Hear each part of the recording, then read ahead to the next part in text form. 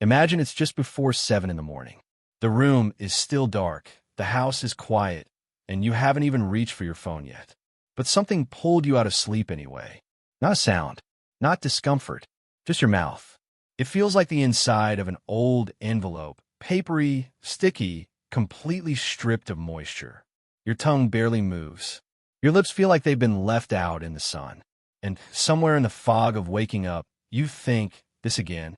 This keeps happening. If that moment sounds like yours, I want you to stay right here with me. Because what so many people quietly accept as just another indignity of getting older is actually something far more specific. It's your body trying to get your attention. And most people never stop long enough to listen. Today, we're going to listen together. We're going to follow that dry mouth from where it starts, right there in your bed at dawn, all the way down to what's actually causing it. And what I'm about to share might change the way you think about your health in ways you genuinely didn't expect. My name is Dr. Marcus Webb. I've spent over 2 decades working with older adults, and this channel exists for one reason only: to give people over 60 the kind of real, unhurried, evidence-based health information that a rushed clinic appointment almost never delivers. We don't traffic in fear here. We don't chase clicks. What we do is connect symptoms to systems and give you something genuinely useful to walk away with. Today, that work starts in your mouth. But trust me, it doesn't stay there. Let's start with something most people don't fully appreciate. Saliva is not a trivial fluid.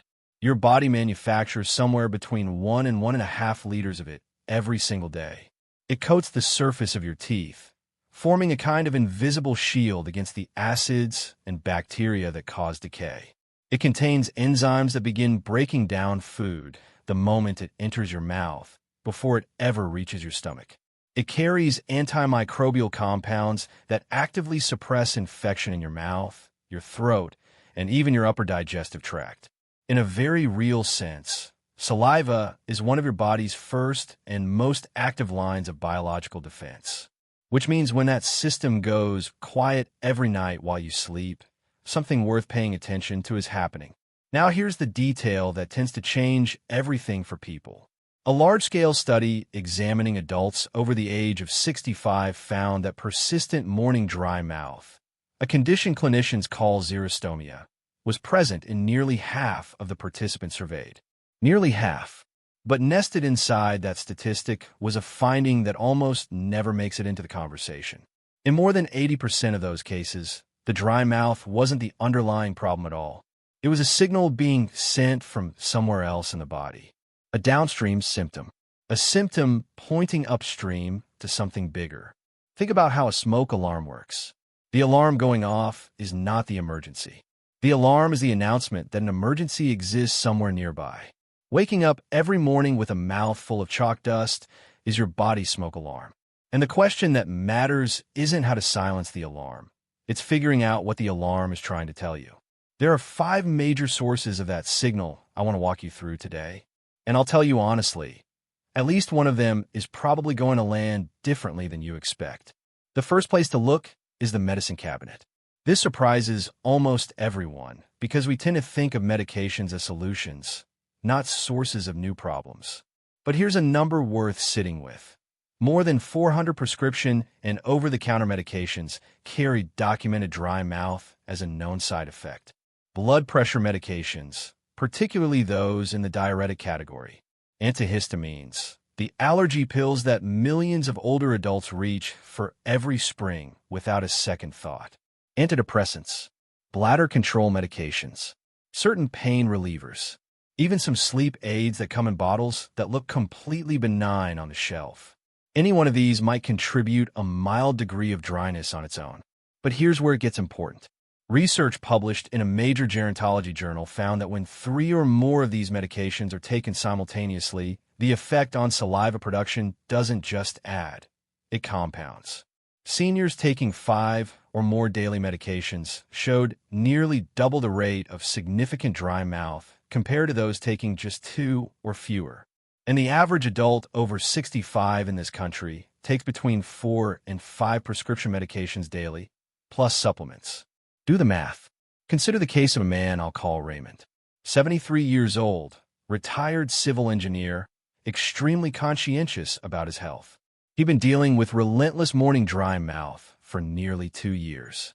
His dentist had noted new cavities appearing faster than usual. He tried every rinse and gel he could find. When he came to see me, I asked him to bring everything. Every bottle, every blister pack, every supplement jar. We set them all out together. 6 prescriptions, 3 supplements, 2 regular over-the-counter products. Inside that lineup, for separate items were documented to reduce saliva production. We worked alongside his prescribing doctor to adjust when, not how much, he was taking 2 of them. 3 weeks later, Raymond told me his morning dryness had dropped from almost unbearable to barely noticeable. One conversation, no new prescriptions, just connecting dots nobody had connected before. Your action here is straightforward. Write down every single thing you take. Prescriptions, supplements, vitamins, anything over the counter that you use regularly. Bring that physical list to your pharmacist and ask one direct question. Could any combination of these be affecting my saliva production? Pharmacists carry deep knowledge about interaction effects, and this is a conversation that costs you nothing. The second cause is one that tens of millions of people are living with right now and have no idea. Obstructive sleep apnea. Here's what happens in simple terms. While you sleep, the soft tissue at the back of your throat partially or fully collapses. Your airway gets blocked. Your brain fires an alarm. Your body shifts or gasps just enough to clear the blockage, and then you drift back to sleep. Most people never consciously register any of this. They have no memory of waking, but the body keeps the score.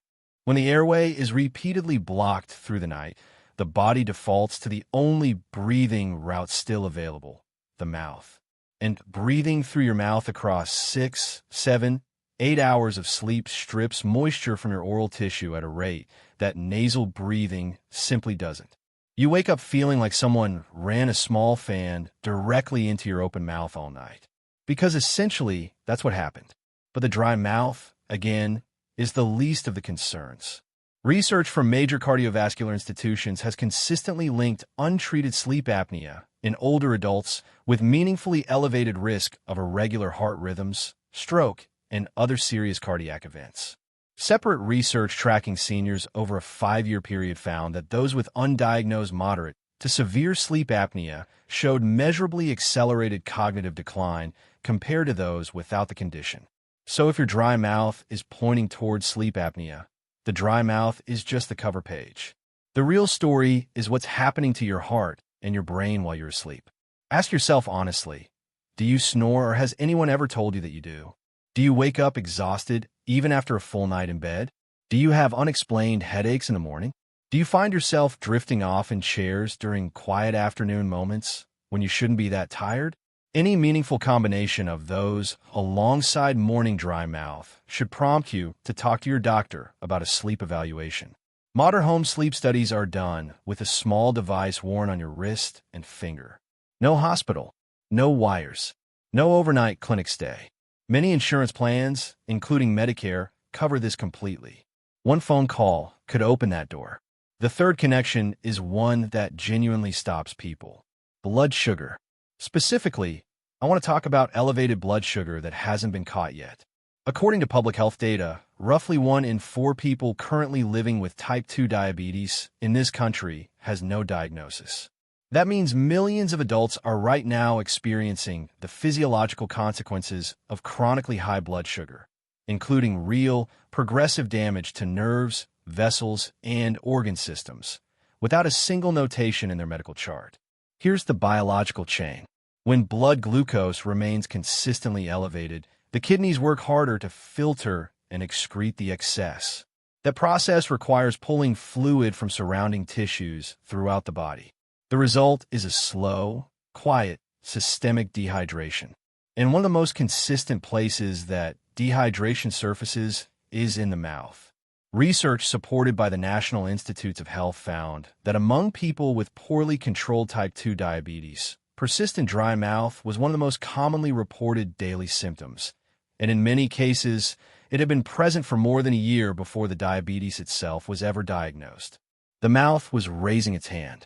Nobody in the room recognized the signal. If your morning dry mouth arrives alongside any of these, waking up multiple times at night to urinate, fatigue that rest doesn't resolve, small wounds or cuts that seem to heal more slowly than they used to, or occasional blurring in your vision, please don't file that away for your next routine physical. Call this week. Ask specifically for a fasting glucose test and an HbA1c panel. The HbA1c reflects your average blood sugar across the past 3 months. It's a 5-minute blood draw. It can surface something your body has been quietly signaling for far longer than that. The fourth cause tends to land as surprisingly simple, but the biology behind it is more nuanced than most people expect. Chronic dehydration. Now, before you say you drink plenty of water, hear the rest. Because hydration in adults over 65 operates differently than it did at 40. The part of the brain that generates the sensation of thirst, the hypothalamus, becomes progressively less responsive with age. This is well documented and consistent across multiple research populations. One study published in a leading physiology journal found that older adults can accumulate a fluid deficit of 2% or more of their body weight without generating meaningful thirst signals. In plain terms, your body can be genuinely running short on water and simply not tell you the way it used to. Meanwhile, the kidneys become somewhat less efficient at conserving fluid, and if you're taking a diuretic for blood pressure, which we've already discussed, you're losing more than your peers who aren't. The combination creates a population of older adults who are quietly dehydrated through most of the day. And the clearest surface-level sign of that quiet deficit is a sticky, stripped dry mouth greeting them every morning before the sun is fully up. The practical correction is one of the most accessible on this list. Stop waiting for thirst as your cue. That signal is no longer reliable. Instead, build hydration into your day the way you manage medications, by the clock. 6 to 8 glasses of water distributed across your waking hours. Set a reminder on your phone. Keep a glass or bottle visible in every room where you spend time. And note, caffeinated drinks and alcohol accelerate fluid loss. They don't count toward your total and shouldn't be treated as substitutes. The fifth cause is the one I most want women over 55 to hear. It's a condition called Sjogren's syndrome, and it generates more undiagnosed cases than almost anything else I cover here. Sjogren's is an autoimmune condition in which the immune system mistakenly targets the body's own moisture-producing glands, the salivary glands and the tear-producing glands especially. The result is a body that gradually loses its capacity to keep its mucous membranes lubricated. The mouth becomes persistently, chronically dry. The eyes feel gritty, sandy, and irritated. Joints ache without clear cause. Fatigue becomes profound and disproportionate, the kind that doesn't respond to a good night's sleep. 90% of Sjogren's diagnoses occur in women. The average age at diagnosis falls in the late 50s to early 60s. And according to research compiled by the Sjogren's Foundation, the average time between the first symptoms and a correct diagnosis stretches between 2.5 and nearly 5 years. Because the symptoms get dismissed. Dry mouth gets chalked up to aging. Dry eyes get handed a bottle of lubricating drops. Fatigue gets met with a shrug and a comment about not being young anymore. If your dry mouth consistently arrives paired with irritated eyes, joint pain without a clear explanation, or fatigue that seems entirely out of proportion to how much you've actually done, bring up Sjogren's syndrome by naming your next appointment. A targeted blood test can screen for it. A diagnosis changes everything about how the condition is managed. So here's where we land. Morning dry mouth is common. But common is not the same as normal, and it is absolutely not the same as harmless. Whether it traces back to medications compounding in ways no one warned you about, to a sleep condition that has been quietly working against your cardiovascular and cognitive health for years, to blood sugar levels that have been climbing without making obvious noise, to a failing thirst mechanism leaving your tissues perpetually under-resourced, or to an autoimmune condition that has been misread as routine aging. Every one of those things can be found. Every one of them can be addressed. What it requires is someone willing to follow the signal instead of dismissing it. You came here with a symptom. What you're leaving with is a framework for understanding what that symptom might actually mean and a set of concrete steps to begin finding out. That is not a small thing. Take it seriously. Take it to your doctor. Your mouth has been trying to tell you something. Now you have the language to finally respond.